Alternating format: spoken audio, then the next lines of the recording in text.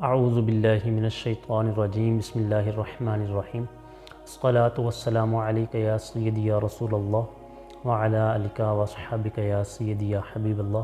سامعین مکرم، السلام علیکم ورحمۃ اللہ وبرکاتہ۔ آج آپ احباب کے سامنے ایک مرتبہ پھر پارہ نمبر 7 کے کچھ اہم مضامین اور تفصیلی خلاصے کے ساتھ حاضر ہوا ہوں۔ دعا فرمائے رب تعالیٰ مجھے حق سچ بیان کرنے کی توفیق عطا فرمائے۔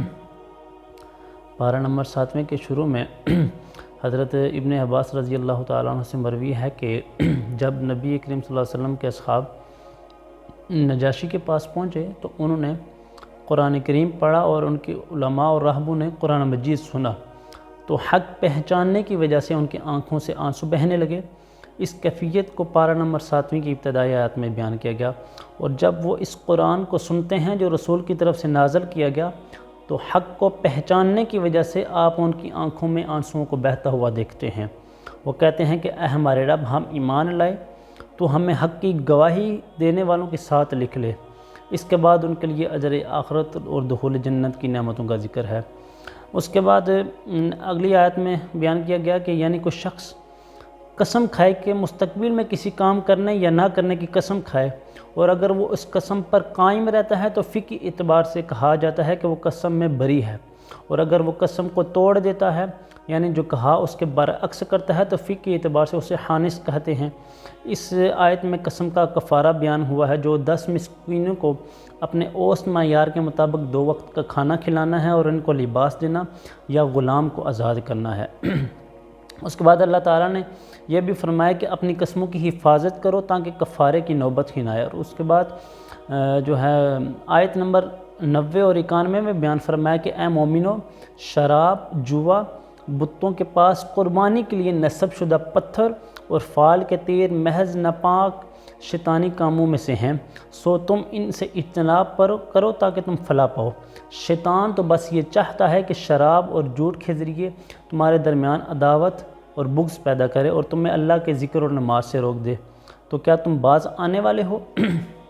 تو اس کے بعد اگلی آیت نمبر 100 میں رسول پاک صلی اللہ علیہ وسلم سے غیر ضروری سوالات کرنے سے منع فرمایا گیا کہ اگر بہت سی باتیں تم پر ظاہر ہو جائیں تو تمہیں ناگوار گزریں۔ زمانہ جاہلیت میں مشرکوں نے بعد حلال جانوروں کو بتوں کے نام پر وقف کر کے ان کا دودھ دوہنا، ان پر سامان لانا اور ان کا گوشت کھانا مکروہ جو ہے نا قرار دے دیا تھا۔ اس کے بعد آیت نمبر 104 میں بتایا گیا کہ جب اہل کتاب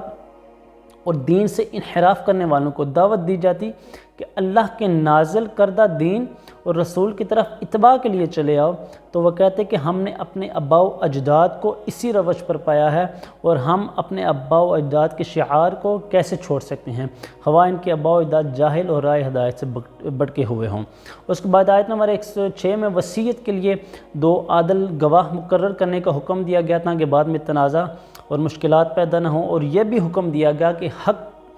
کی گواہی کو چھپانا نہیں چاہیے۔ ابتدائی اسلام میں وصیت کو فرض قرار دے دیا گیا تھا، لیکن احکام وراثت نازل ہونے کے بعد صرف اس کی اباحت اور خیر کے کاموں کے لیے جو ہے نا مستحب اس کو قرار دے دیا گیا ہے۔ اس کے بعد آیت نمبر 110 اور 11 میں اللہ تعالیٰ نے عیسیٰ علیہ السلام پر اپنی نعمت جو نازل کی ان کا بیان فرمایا کہ روح القدس سے ان کی مدد کرنا،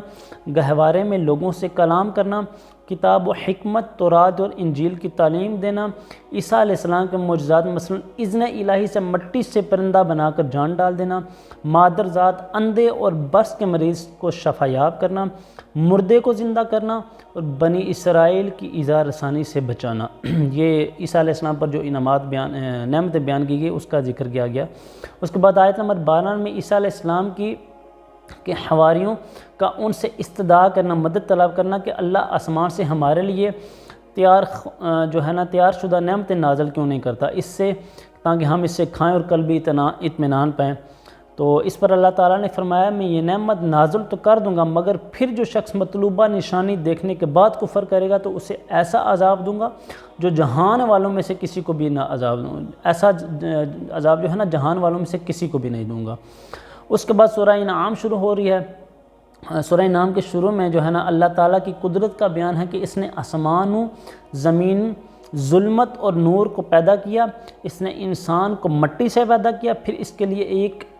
مدت حیات اور قیامت کا وقت مقرر فرمایا، لیکن کافر پھر بھی اپنے رب کے ساتھ شریک ٹھہراتے ہیں اور اس کی قدرت کے بارے میں شک و شبہ میں مبتلا رہتے ہیں، حالانکہ وہ ظاہر و باطن اور انسان کے ہر عمل کو جانتا ہے۔ اور منکروں کا ایک شعار یہ بھی ہے کہ اللہ کی قدرت کی نشانیاں آنے کے باوجود بھی ان پر غور نہیں کرتے ہیں۔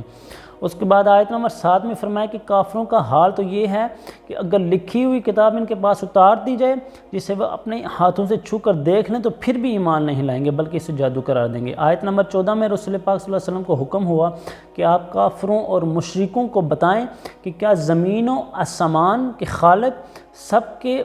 روزی رساں کو چھوڑ کر کسی اور کا اپنا کارساز مان لوں؟ آپ کہہ دیں کہ میں سب سے پہلے اسلام لانے والا ہوں، اللہ جس کو نقصان پہنچا ہے اس کے سوا اس سے کوئی نجات دینے والا نہیں ہے، اور ہر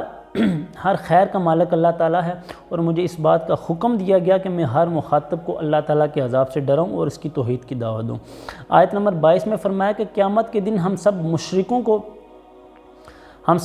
کو جمع کریں گے اور پوچھیں گے کہ تمہارے باطل معبود اب کہاں ہیں، تو وہ اپنے ماضی کو جھٹلائیں گے۔ آیت نمبر 25 میں اللہ تعالیٰ نے فرمایا کہ منکرین آپ کی بات کو توجہ سے سنتے ہیں، لیکن ان کی بدعمالیوں کے سبب ان کے دلوں پر پردے پڑے ہوئے ہیں، ان کے کانوں میں بندش ہے، اور آخرت میں وہ تمنا کریں گے کہ کاش ہمیں واپس دنیا میں بھیج دیا جائے اور ہم ایمان لانے والوں میں سے ہو جائیں۔ آیت نمبر 31 میں اللہ تعالیٰ نے فرمایا کہ اللہ کے حضور پیش ہونے کی حقیقت کو جھٹلایا گیا اور وہ اپنی بدعمالیوں کا بوجھ اپنی پشت پر اٹھائے ہوئے ہیں، جب وہ اچانک قیامت آ جائے گی تو وہ اپنی کوتاہی پر افسوس کریں گے۔ رسول پاک صلی اللہ علیہ وسلم کو تسلی دیتے ہوئے اللہ تعالیٰ نے فرمایا کہ آپ غمگین نہ ہوں، یہ آپ کو نہیں جھٹلا رہے بلکہ در حقیقت آیات الہی کا انکار کر رہے ہیں، اور آپ سے پہلے بھی رسولوں کو جھٹلایا گیا اور انہوں نے صبر کیا۔ اللہ تعالیٰ چاہتا تو سب کو جبراً ہدایت پر جمع فرما دیتا، لیکن بندے کو اختیار دے کر آزمانا اور جزا و سزا کا نظام قائم کرنا اس کی حکمت کا تقاضا تھا۔ اس کے بعد آیت نمبر 46 میں فرمایا کہ اللہ تعالیٰ تمہاری سننے اور دیکھنے اور سمجھنے کی صلاحیتوں کو سلب فرما لے تو کون ہے جو تمہیں یہ تمام نعمتیں عطا کر سکتا ہے۔ اس کے بعد آیت نمبر 59 میں فرمایا کہ غیب کی کنیت صرف اللہ ہی کے پاس ہیں، اسی کے پاس ہیں، اس کے سوا ان کو کوئی نہیں جانتا اور ہر چیز کو وہ جانتا ہے۔ آیت نمبر 61 میں فرمایا کہ اللہ اپنے بندوں پر غالب ہے اور وہ ان پر نگرانی کرنے والے فرشتے بھیجتا ہے، جب کسی کی موت کا وقت آ جائے تو فرشتے کسی کوتاہی کے بغیر اس کی روح کو جو ہے نا وہ قبض کر لیتے ہیں۔ آیت نمبر 64 میں فرمایا کہ اللہ اس پر قادر ہے کہ تمہارے اوپر سے تمہارے پاؤں کے نیچے سے تم پر عذاب بھیجے اور تمہیں ایک دوسرے سے بڑھا دے اور تمہیں ایک دوسرے سے لڑائی کا مزہ چکھا دے۔ آیت نمبر 73 میں فرمایا کہ اللہ وہ ہے جس نے آسمانوں اور زمین کو برحق پیدا کیا، اور وہ جس دن کسی فنا شدہ چیز کو فرمائے گا کہ ہو جائے تو وہ ہو جاتی ہے۔ اس کے بعد آیت نمبر 74 سے 81 تک حضرت ابراہیم علیہ السلام کے واقعہ کا ذکر ہے۔ یہ تھے کچھ اہم مضامین جو پارہ نمبر 7 میں اللہ پاک نے بیان فرمائے۔ دعا فرمائے رب تعالی ہمیں حق سچ بیان کرنے اور اس پر عمل پیرا ہونے اور اس کو آگے پھیلانے کی توفیق عطا فرمائے۔ وآخر دعوانا ان الحمد للہ رب العالمین۔